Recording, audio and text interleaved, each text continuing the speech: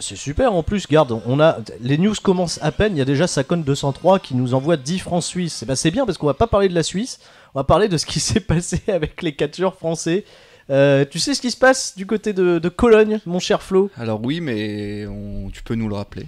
Et ben du côté de Cologne, on a eu des essais WWE, des gros essais. 40 catcheurs étaient invités pour participer à des essais. J'en parlais déjà dans un précédent 3CFM News. Peut-être en vue d'une ouverture d'un Performance Center. Hein, c'est à prendre avec des grosses pincettes du côté de l'Allemagne. Et peut-être d'un NXT Europe qui pourrait voir le jour. On sait pas. Mais si WWE lance des grosses vagues de recrutement, c'est pas pour rien. Et on va féliciter donc du coup nos catcheurs français qui étaient présents, à savoir monsieur de droite à gauche, Aaron Mbele. Vous pouvez connaître probablement sous le nom d'Aybuck. On avait Edwige Trabouillet, on a 4 catcheuses quand même, pas mal. Edwige Trabouillet qui est Mila Schmidt, Amal Winchester, Camille Grignon, Delia, et le dernier catcheur Vincent Fenech, qui je crois est un cousin de de Nadir Mohamedi, pardon. Très bien. Voilà. Donc c'est quand même de bonnes choses, c'est quand même des informations plutôt sympathiques. Si, il ressemble à Nadir. Sur un air. Oui. Un petit air. Petit clin d'œil à Nadir et à Vincent Fenech, que je connais pas du tout, qui a l'air d'être quelqu'un de sympathique, voilà, qui a une bonne ossature, bonne carrure. Et comme quoi, voilà, ça me rappelle également que dans le catch français, je ne connais pas tout le monde. On est ravis pour nos catcheurs français en tout cas d'y avoir pris part. On leur espère bien sûr des réponses très positives au vu de ces essais. Du beau monde également aux essais, parce qu'il y avait Ilya Dragunov, catcheur qu'on a vu du côté de la Progress très récemment, et qui est quand même une des figures emblématiques aujourd'hui de WXW, le catcheur d'origine russe. Oh oui. Également Jörn Simmons, catcheur néerlandais qui lui aussi fait les belles heures de WXW, qui était aux essais. Niveau catcheur, j'étais surpris de la présence de Vesna, qui est une légende du catch européen. Vesna, la catcheuse croate, qui est vraiment à la toute fin de sa carrière. On avait vu un match récent d'elle contre Tony Storm en Allemagne, c'était pas folichon, mais Vesna, on peut pas lui retirer sa carrière totalement fantastique. Carrément. Emile Sitt aussi, un autre catcheur néerlandais qui avait déjà eu des essais avec WWE il y a pas mal d'années et pas très concluant, mais on sait jamais qui pourrait se positionner lui aussi. Des catcheurs, voilà, de divers horizons, 40 catcheurs qui ont fait les essais, essais sous la gouverne de monsieur Robbie Brookside, Jason Albert, bien entendu, et enfin Bad Bloom. Et également Sarita du côté des filles, et il se faisait un peu entraîner par Fabian Eichner. Très bien. Et monsieur Axel Dieter Jr. Voilà. Qui était là un petit peu pour épauler tout ce beau monde. Au-delà de ça, on va changer de news.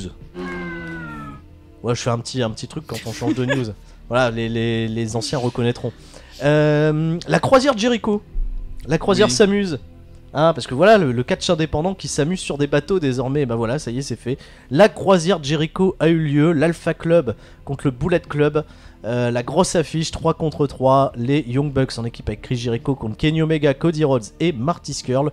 Ça y est, c'est fait, c'est disponible d'ailleurs sur Fit TV, c'est disponible également autrement. Je vous invite bien entendu à voir le show, on va pas vous spoiler les copains, mais on peut vous dire que ça a eu lieu. Et pendant ce show, il y a eu une conférence de presse de la part de tous les membres du Bullet Club, qui justement ne revendiquent plus leur appartenance au Bullet Club et se considèrent désormais comme The Elite. Est-ce que ça a été juste une annonce, ou est-ce que ça va être expliqué concrètement du côté de la New Japan Pro Wrestling? Parce que c'est sûr que tout le merchandising épuisé ou qui continue peut-être de se vendre de la part de tous ces catcheurs est toujours étiqueté Bullet Club. Ça, on aura plus d'informations, je pense, dans les semaines à venir, mon petit Flo, mais grosse annonce en tout cas, peut-être attendue, peut-être présagée. Oui, absolument attendu. On en parlait de moins en moins de leur appartenance au Bullet Club. On faisait quand même oublier ça ces derniers temps. Donc voilà, très bien. Au moins c'est annoncé. Et bon, ça faisait un long moment qu'on les reconnaissait quand même sous le nom de The Elite. Hein. Et on remercie au passage Mac pour son don de 20€ qui nous dit I'm not finished with you, I'm the 3CFM boss. Et il reprend donc du coup sa place de boss. Il est arrivé, gros power slam des familles de la part de Mac. Et qui nous dit au passage c'est assez choquant de voir Senza sans son masque. Et oui, c'est vrai que ça m'a choqué totalement de découvrir que c'était en effet Chris Jericho qu'on voit à l'image. Des informations, des réactions là-dessus, mon petit Flo? Non, aucune. Non, mais on avait Chris Jericho quand même en France pendant tout ce temps-là et on n'avait pas compris quoi. C'est incroyable. Voilà. On va vous conseiller un match. Tiens, on va rester dans le catch indépendant. On va vous conseiller un match qu'on a vu pas plus tard qu'aujourd'hui parce qu'il est disponible que depuis 24 heures sur YouTube. C'est Will Ospreay contre Walter. Ça s'est passé à la OTT le 13 octobre. Et au vu de la qualité du combat, Over the Top Wrestling, la promotion irlandaise, a décidé de diffuser gratuitement ce combat sur sa chaîne YouTube. Les copains, il faut le voir. Will Ospreay contre Walter, un finish très très cool. Et voilà, ça vous fera patienter, j'espère, le temps que Ospreay sorte de sa convalescence. Alors il s'est pas blessé sur ce match, mais il en prend quand même pour son grade, l'ami Ospreay. Ludivine, Flo, un petit retour sur ce match indépendant, plutôt cool, qui met en valeur Over the Top Wrestling. Alors, mais écoute, j'ai trouvé ça super. J'ai presque envie d'en vouloir aux membres du Flow Moustache Mountain et aux membres aussi de 3CFM qui sont fans de catch anglais. Je pense à Cassandra et à Viandox de pas m'avoir forcé à regarder OTT. Ça donne hyper envie de suivre cette fédération. Quelle ambiance! Je pense que ce sera une de mes prochaines destinations catchesques. Si j'arrive à mettre un petit peu de sous de côté et avoir le temps, j'irai bien faire un tour du côté de l'Irlande. Ça a l'air fantastique comme atmosphère. Et on remercie Geek Librairie pour son don de 10€ pour le News to Reorder, News to Reorder. Merci. Qui a fait une parfaite descente de la cuisse à l'instant sur le Mac. Et aussi pour la tisane d'ailleurs. Le Mac qui est déjà en souffrance, qui reprend le championnat, mais qui est déjà en souffrance. Il va cartonner mon bar. Eh bah ça va. Voilà, la tisane est offerte pour le moment. Mais on se fait plaisir, tu vois. Pour l'instant, on est en train de vous la mettre petit à petit dans les veines, la tisane. On parle que de choses super bien. J'ai flippé. Et ça, c'est plutôt chouette. Détendez-vous. Du côté de la Evolve, ça a failli être un peu moins détendu. Partons dans le circuit Merci. Partons dans le circuit indépendant, indépendant américain. La Evolve, qui est très proche de WWE, vient de marquer un pas supplémentaire vers cette grosse union avec la grosse compagnie de Stanford, puisque leurs champions du monde Evolve et leurs champions par équipe sont désormais des catcheurs sous contrat WWE. Fabian Aichner a battu Shane Strickland et est devenu champion Evolve, et les Street Profits ont pris les championnats par équipe à Chris Dickinson et je sais plus qui était en équipe avec Chris Dickinson, c'était la team Pazuzu.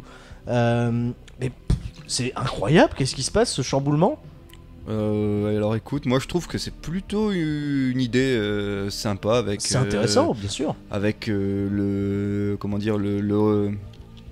les effectifs. Enfin, c'est pas vraiment des effectifs puisqu'on parle d'indie, mais puisqu'il y a de moins en moins de catcheurs indie, vu que WWE met la main dessus, New Japan met la main dessus, Ring of Honor met la main dessus et propose des contrats un petit peu d'exclusivité ou des contrats qui les empêchent de bosser pour Evolve. Écoute, c'est pas trop mal. Moi, si j'étais un fervent de Evolve, si je fréquentais ces publics, je serais vraiment content de voir les catcheurs qui sont un petit peu en manque d'exposition à NXT. Des nouvelles également du côté du Japon. Certain Monsieur Morishima, Takeshi Morishima. Tu te souviens de Morishima, mon petit Flo? Ah, évidemment. Forcément, évidemment. Ça c'est un catcheur qu'on a adoré du côté de la Noah, du côté de la Ring of Honor. Le match contre Daniel Bryan. Bien sûr, Bryan Danielson, une référence, une grosse clinique. Il était à la retraite depuis déjà de nombreuses années et avait annoncé son retour pour le mois de novembre du côté de la Noah. Eh ben, Takeshi Morishima, je pense pas qu'on va le revoir parce qu'il est poursuivi judiciairement après avoir agressé un chauffeur de taxi à qui il n'avait pas voulu régler la note. Écoute, si c'est vrai, qu'il soit puni. Pouce rouge. Ça ne se fait pas. C'est pas bien. Non, c'est pas bien. Oui, voilà. C'est mal. Et pas mettre de grosses lariats dans les chauffeurs de taxi. Morishima, on est déçus parce qu'on voulait te revoir et on pensait que t'étais. En plus, on l'a rencontré à Bruy-sur-Escaut il y a des années quand il était venu en France. Il est gentil, Morishima. Il avait l'air gentil. Certainement. Il était si gentil. Certainement parce qu'il a trop joué à GTA. C'est un comportement très GTA. Oh, c'est plus GTA, c'est Crazy Taxi. Allez, on est parti dans le dur, les copains. Crown Jewel. Voilà, tu vois l'affiche. Elle nous met déjà en PLS. On n'est pas bien. Mais les conséquences de Crown Jewel. Voilà, c'était l'objet des news de la semaine. Les conséquences déjà de tout ça, c'est le heel turn programmé pour Shane McMahon. Vous êtes sérieux? C'est pour ça qu'il a gagné la Coupe du Monde, qu'il s'est foutu comme ça et qu'il a. Pourquoi faire? L'obsession des McMahon à vouloir être heel, et apparemment en effet, les graines ont été semées pour nous dégoûter peut-être du personnage de Shane McMahon, pour nous dégoûter avec cette raison de booking. Shane McMahon pourrait en effet, dans les semaines à venir, faire un heel turn, et on en saura plus déjà ce soir du côté de SmackDown, j'en suis sûr, mais également on en saura plus la semaine prochaine lorsque Stephanie McMahon lors de Monday Night Raw prendra la parole et s'adressera directement à Shane McMahon en vue de la construction des Survivor Series qui reviendront sur le format Raw contre SmackDown. On vous en parle un peu plus tard dans l'émission complète de C'est ça le catch FM. Également des nouvelles mauvaises pour l'affiche prévue pour WrestleMania 35, l'affiche supposée entre Batista et Triple H, la grosse blessure de Triple H, déchirure du pectoral qui va lui coûter une opération et une absence des rings pour une période de 5 à 8 mois. Apparemment c'est mal parti pour Triple H pour être du côté de WrestleMania 35, c'est même très compliqué pour lui dans ses occupations politiques, puisque la convalescence sera de mise. Et pour Batista, il pourrait ne pas y avoir de plan du tout et pas de Batista à WrestleMania 35. La solution de secours serait peut-être Randy Orton. Est-ce un bien, est-ce un mal? Est-ce qu'on aura Batista à WrestleMania 35? Un petit avis là-dessus, Flo? Écoute, non, j'ai pas particulièrement d'avis. En tout cas, je n'avais pas très envie de voir Triple H contre Batista.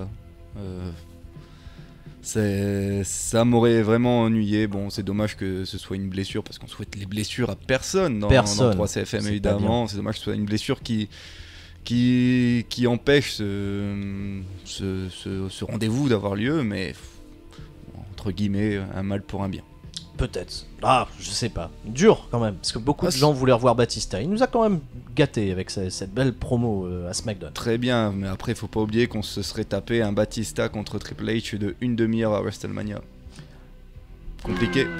L'Ultimate Fighting Championship aurait peut-être un lien avec la victoire de Brock Lesnar. En effet, Dana White s'est exprimé il y a peu de temps et a indiqué qu'il ne voyait aucun inconvénient de voir Brock Lesnar, champion universel, amener son titre dans l'octogone de l'UFC pour aller affronter Daniel Cormier.